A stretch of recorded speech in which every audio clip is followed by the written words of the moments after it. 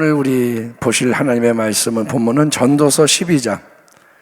오늘 우리가 외운 말씀과 그 앞부분의 내용을 그냥 같이 이어서 읽겠습니다. 전도서 12장 11절에서 14절 960페이지 구약성경 찾으셨으면 우리 한 목소리로 전도서 12장 11절에서 14절 말씀을 봉독하겠습니다. 지혜자들의 시작. 지혜자들의 말씀들은 찌르는 채찍들 같고 회중의 스승들의 말씀들은 잘 박힌 못 같으니 다 한 목자가 주신 바이니라. 내 아들아, 또 이것들로부터 경계를 받으라. 많은 책들을 짓는 것은 끝이 없고 많이 공부하는 것은 몸을 피곤하게 하느니라. 일의 결국을 다 들었으니 하나님을 경외하고 그의 명령들을 지킬지어다. 이것이 모든 사람의 본분이니라. 아멘. 하나님은 모든 행위와 모든 은밀한 일을 선악간에 심판하시리라. 아멘. 오늘 말씀의 제목은 일의 결국을 다 들었으니.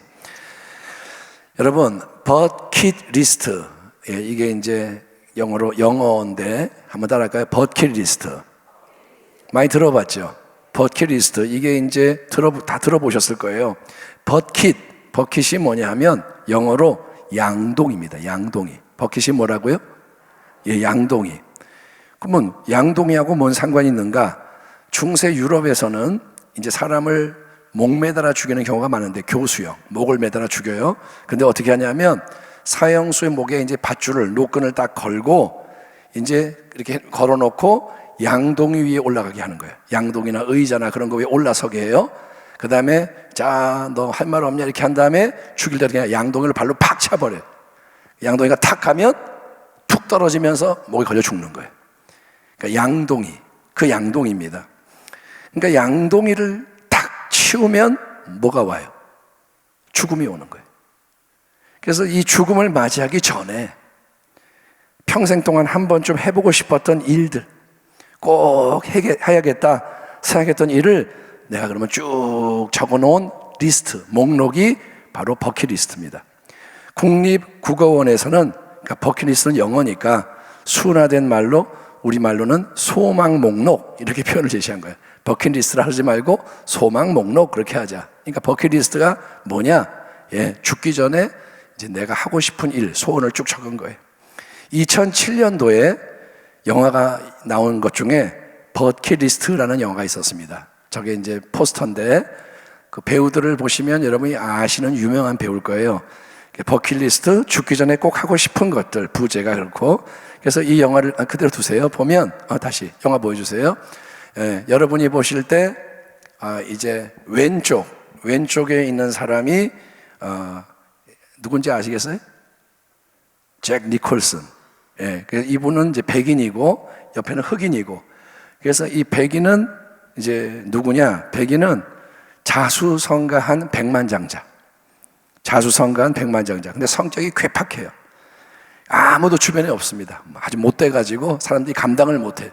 그 사람이고, 에드워드 콜, 영화 속에서 이름이 에드워드 콜, 잭 니콜슨이 연기를 했고, 그 다음에 이 반대편에 있는 흑인은 가난하지만 한평생 가정을 위해서 열심히 헌신했던 자동차 정비사 카터 챔버스, 모건 프리맨이라는 배우가 열연을 했습니다. 그래서 두 사람이 주인공인 거예요. 둘은 공통점이 하나도 없습니다. 남자라는 거 빼고는. 한 사람은 가난하고, 한 사람은 부자고, 한 사람은 가정을 돌보고, 한 사람은 지 맘대로 살고, 공통점이 없는데 이제 오로지 앞만 보고 달려온 인생이에요. 둘 다 자기식으로. 백만장자는 돈 벌기 위해서 앞만 보고 달렸고, 모건 프리맨, 카터는, 정비사는 가정을 돌보기 위해서 열심히 살았고. 근데 이제 둘 다 시한부 판정을 받게 됩니다. 끝날 날이 얼마 안 남은 상태가 됐다 이거죠. 정비사 카터가 병원에 가서 이제 판정받고 있는데, 이게 다 있다가 어느 날 생각이 나는 거예요. 자기가 대학교 신입생 시절에 철학과 교수가 어떤 말을 했냐면, 죽기 전에 꼭 해고 싶은 일들을 적은 버킷리스트를 한번 만들어 봐, 이렇게 말했던 게 기억이 나는 거예요. 그래, 그때 그런 말을 했었지. 근데 자기를 돌아보니까 46년 세월 동안 자기는 그런 거 하나도 못하고 가족을 위해 뭐 열심히 그렇게 살았다 이거예요. 그래서 그렇게 이제 그거 생각하고 내 인생은 뭔가 돌아보는데 우연히 같은 병실을 쓰게 된 에드워드, 이 백만장자는 돈을만 벌려고 사업체 늘리려고 혈안이 돼서 막 그렇게 산 사람. 전혀 꿈도 다르고 현실이 다른 두 사람이 한 병실을 쓰면서 둘 다 이제 시한부 판정을 받고 나니 자기가 누구인지 인생이 뭔지 삶을 정리를 할 시간이 필요하다. 여기에 공감을 하는 둘이 대화하다가 처음에 부딪히지만 이제 말이 통하는 거예요. 야, 우리 이렇게 죽으면 안 되잖아. 삶을 좀 정리해 봐야지. 그래서 둘이 이제 병실을 같이 벗어나는 거예요. 병원에 있다가 죽어야 되는데 야, 이럴 게 아니다. 우리 넓은 세상에 한번 뛰어나가서 특별한 경험들을 해보자. 못했던 거 다 해보자. 버킷리스트 너 뭐야? 나는 이거야. 그래서 우리 같이 한번 해보자. 백만장자 그래. 나는 돈은 많아. 돈은 내가 다 써도 다 못 써. 가자. 그래가지고 이제 인생의 진정한 가치를 깨닫는 여행을 하는 게 줄거리입니다. 이 영화로 인해서 버킷리스트라는 게 대중적으로 많이 이게 인식이 되었고 마케팅이나 예술 등 여러 분야에서 버킷리스트 모티브가 사용이 되고 있습니다. 자, 버킷리스트, 죽기 전에 꼭 해야 할 일이 뭘까? 하고 싶은 게 뭐냐? 일반적으로 많이 나오는 게 뭐냐? 어떤 유명한 장소에 여행을 가는 거. 내가 유럽 여행을 해보고, 이제 그 말 들으면 이제 나도 그런 사람이 있을 거예요. 내가 어디 가고 싶었는데, 거기 가고 싶고, 아주 맛있고 비싼 고급 음식을 먹어보는 거. 우리가 먹는 이런 음식 말고 정말 뭐 몇십만 원짜리, 몇백만 원짜리 음식을 한번 먹어보고 아주 예쁘게 멋지게 비싼 옷, 내가 평생 못 입어본 옷 한번 뽑아 입어보고 비싸고 화려한 집에 가서 잠시라도 살아보고 이런 게 부자의 삶이구나. 매우 비싸고 화려한 자동차 잠시 한번 몰아보고 스카이 다이빙, 번지 점프, 악기를 하나 배워보기, 무인도 가서 살아보기 등등 이제 그런 게 막 나오겠죠. 버킷리스트가 올바로 강조하고 있는 것은 뭐냐면 우리 모두의 인생이 한 번밖에 못 사는 유한한 인생이기에 가치 있게 살아야 한다. 그건 맞아요. 그렇죠? 이제 죽으면 끝인데 이렇게 살다가 끝나도 되느냐? 가치 있게 한번 살아보자. 가치 있는 일을 하면서 보내야 인생이 의미가 있다. 그거는 맞아요. 그렇지만 일반적으로 이 버킷리스트를 작성할 때 주된 의도는 뭐냐면 아직 살아있는 동안에 나 자신이 해보고 싶은 일을 행해야 그게 행복이다, 성공이다 이거예요. 내가 지금까지 그냥 돈만 벌고 살았는데 이럴 게 아니라 내가 하고 싶었던 일들, 진짜 소원 그걸 하고 싶다. 마음속으로 하고 싶었는데 현실적인 선택에서 밀려날 수밖에 없었던 일들, 그렇잖아요. 누구는 대학 가서 공부해서 뭐가 되고 싶었는데 집이 어려워서 나는 대학 포기하고 내가 공장에 들어가서 일을 했어요. 그러면 그렇게 내가 어쩔 수 없이 놓쳐야 했던 일들, 치열한 이 생존 경쟁 속에서 바쁘게 살아가느라 뒷전으로 밀어놓았던 일들, 그래서 꿈과 동경의 대상으로 남게 된, 아직 가보지 못했던 그런 길을 가봐야만 인생을 제대로 산 게 아니냐. 그거를 추구해봐라. 그러면 인생이 멋있어진다, 풍성해진다, 의미가 생긴다. 이게 버킷리스트에 사람들이 열광하게 만드는 기대와 바람인 거예요. 내 인생이 이거밖에 안 되나? 더 멋있는 게 있지 않을까? 이게 버킷리스트가 우리 주는 자극입니다. 생각해 봅니다. 물론 내가 하고 싶었던 일들이 진짜로 있고 그걸 몇 가지라도 해본다면 행복하다 느끼겠죠. 그래, 이런 게 있었구나 느끼겠죠. 잠시는 그럴 거예요. 하지만 그 모든 것은 여러분이 이 땅에서 뭘 하든 절대로 궁극적인 행복을 보장해 주지는 않고 그럴 수도 없습니다. 내가 설령 전 세계 일주를 뭐 하고 이 세상에 제일 맛있는 거 다 먹어보고 해도 그게 궁극적인 절대 행복을 보장해 주지 못합니다. 왜냐? 그런 버킷리스트의 실행은 죽음 이후의 영원한 세계에 대해서는 아무 대비책을 제시해 주지 못하고 있기 때문이에요. 그게 다 뭐냐? 죽기 전에 이 땅에서 뭐 해보는 거예요. 근데 죽고 나면 뭐냐? 아무것도 남는 게 없는 거예요. 우리가 읽은 이 구약성경의 책은 전도서입니다. 거기에는 전도자라는 사람이 등장하는데 우리말로 전도자라고 번역된 히브리어 단어 코헬렛은 공적 권위를 가지고 회중에게 강론을 하는 자, 즉 설교자를 의미합니다. 권위를 가지고 진리를 말하는 설교자, 그게 전도자인데, 이 전도자 설교자가 누구냐? 바로 지혜의 왕으로서 이 세상의 부귀영화를 다 누려본 솔로몬인 거예요. 여러분, 솔로몬은 남다른 인생을 산 사람이죠. 세상에 그처럼 영광스러운 사람이 없었어요. 지혜도 뛰어나고 부귀영화 다 있고, 그런데 전도서에서 모든 인생의 실상에 대해서 쭉 지혜의 왕이 다양한 성찰을 제공하면서 이제 삶의 진정한 의미가 뭔가를 추적해 왔습니다. 삶이라는 게 뭐냐? 인생이 뭐냐? 계속 그 얘기를 했는데, 이제 전도서를 마무리하면서 전체의 결론, 전체의 요약처럼 모든 인생들을 향해서 그가 주는 최종적인 권고의 말씀이 바로 본문 13, 14절의 말씀, 이번 주 우리의 암송 구절입니다. 13절, 이래 결국을 다 들었으니, 이 말이 뭐냐? 세번역 성경으로는 할 말은 다 했다, 결론은 이것이다, 이거예요. 내가 해야 할 말은 다 했고 결론을 내리겠다. 그게 뭐냐? 하나님을 경외하고 그의 명령들을 지킬지어다. 이것이 모든 사람의 본분이니라. 아멘. 한번 따라 합시다. 하나님을 경외하고 그의 명령들을 지킬지어다. 하나님을 경외하는 것이 지혜의 근본이다. 아멘. 이게 성경의 핵심적인 메시지예요. 지혜의 뿌리, 원천이 뭐냐? 하나님을 경외하는 것이다. 하나님을 경외하는 것은 두 가지를 포함합니다. 첫째는 뭐냐? 하나님을 최우선적으로 사랑하는 것입니다. 첫째는 하나님을 첫째로 사랑하는 거예요. 둘째는 뭐냐? 하나님을 최우선적으로 두려워하는 거예요. 사랑하는 동시에 두려워하는 거예요. 사랑과 두려움이 반대 감정 같지만 그게 연합이 될 때, 연합이 돼서 모든 것의 중심에 항상 하나님이 계시게 하는 것, 그게 하나님을 경외하는 것이고, 그게 바로 하나님을 하나님으로 높이며 인정하는 거예요. 이해되시죠? 하나님을 하나님 되게 하는 게 뭐냐면 하나님을 최고로 사랑하고 제일로 두려워하는 거예요. 아멘. 예, 보세요. 누구를 사랑하지만 두려워하지 않으면 그 사람을 존중하지 않아요. 그렇잖아요.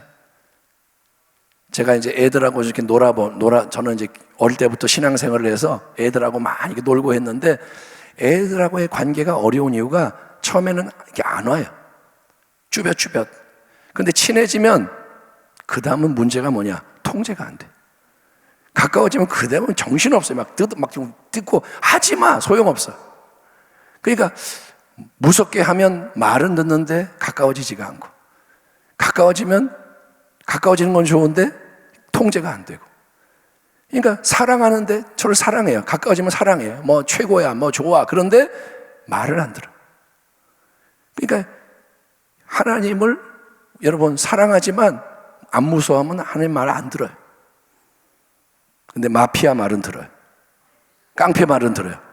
야, 돈 가져와. 그러면 네, 사랑해서가 아니에요. 무서워서. 그러니까 하나님을 사랑하지만 두려워해야 되는 거예요. 아멘. 그렇게 하나님을 경외하게 되면, 하나님을 제일로 사랑하고 제일로 두려워하게 되면 그 사람이 어떤가? 그는 당연히 하나님의 모든 말씀에 귀를 기울이며, 아멘, 그게 뭐냐? 청종, 기꺼이 또 순종하게 됩니다. 청종과 순종, 자꾸 귀를 기울여 듣고 순종하는 거예요. 하나님의 마음을 더 헤아리고 싶은 거예요. 제일로 사랑하니까, 두려우니까. 하나님의 마음이 어떨까? 하나님의 뜻이 뭘까? 그분의 뜻을 잘 깨달아서 이루어드리고 싶기 때문에, 그게 자기의 가장 큰 기쁨과 행복이 되기 때문에 그렇게 하면 하나님을 섬기는 게 어렵지가 않고 쉬운 거예요. 따라합니다. 사랑하고 두려워하면 섬기는 것이 쉽다. 아멘. 아내가 남편을 사랑하지 않는데 남편이 그러는 거예요. 예를 들면, 야, 반찬 10가지씩 만들어놔. 그러면 그냥 꽁시렁꽁시렁, 남편이 무서우면 10가지 만들지만 속으로 욕해. 아이, 저는 뭐 언제 죽냐 이러고 반찬 만드는 거야. 에? 말은 들어. 근데 마음은 미워해. 근데 남편이 사랑스러워 봐요. 반찬을 10가지 만들었는데 20가지 만들어놨어. 그리고 어떻게 해야 더 사람을 기쁘게 할까? 그게 비밀인 거예요. 신앙생활이 괴로우면 안 돼. 신앙생활이 괴롭다는 거는 내 신앙의 초점이 잘못되어 있는 거예요. 아멘. 하나님을 사랑하고 두려워하면 하나님밖에 없어요. 어떻게 하나님을 기쁘시게 할까? 그게 내 삶을 움직인단 말이죠. 그러니까 하나님을 경외하는 사람은 결론이 뭐냐? 자기의 버킷리스트를 만들고 이루는 게 아니라는 거예요. 내가 뭐 해봐야지가 아니고, 그 사람은, 하나님을 경외하는 사람은 하나님의 버킷리스트를 업데이트하고 실행하기 위해서 힘쓰고 애쓰게 되는 줄 믿습니다. 하나님이 뭘 원하실까? 하나님의 소원이 뭘까? 하나님 말씀하십시오. 내가 듣고자 합니다. 이루고자 합니다. 이렇게 되는 거예요. 그게 바로 사도 바울의 위대한 신앙 고백과 가르침이고, 오늘도 놀라운 사실 간증을 하자면 성가대가 오늘 그 찬양을 하는 거예요. 우리 이제 지휘자님하고 저하고 이제 그런 얘기를 한 적이 있는데, 목사님이 설교할 때 그 설교가 우리가 뭐 했던 이야기고, 또 그러면서 그런 얘기 했는데 좋은 거예요, 좋은 거. 그러니까 서로 얘기한 바 없는데 우리 같이 나누면 같은 얘기를 하는 거예요. 사도 바울이 뭐라 하냐? 나의 간절한 기대와 희망은 내가 아무 일에도 부끄러움을 당하지 않고 온전히 담대해져서 살든지 죽든지 전과 같이 지금도 내 몸에서 그리스도께서 존귀함을 받으시라는 것입니다. 나에게는 사는 것이 그리스도이시니 죽는 것도 유익합니다. 우리 중에 누구든지 자기를 위하여 사는 자가 없고 자기를 위해 죽는 자도 없도다. 우리가 살아도 주를 위하여 살고 죽어도 주를 위하여 죽나니 그러므로 사나 죽으나 우리가 주의 것이로다. 아멘. 여러분, 우리가 이 땅에서 살아가는 짧은 생애 동안 자기를 위해, 자기 버킷리스트 이루기 위해 사는 대신에 주를 위해, 하나님을 경외하며 그분의 명령을 지키기 위해 살아야 하는 이유는 마지막에 우리는 영원하신 그분 앞에서 반드시 각자 최종 결산을 해야 하기 때문입니다. 마지막에 결산을 해야 돼요. 아멘. 예, 하나님은 모든 행위와 모든 은밀한 일을 선악간에 심판하시리라. 이거는 비단 구약 성경만이 아니라 신약 성경도 똑같이 강조하는 궁극적인 진리입니다. 그거는 구약 성경의 말씀이잖아요. 아니요, 신약도 똑같아요.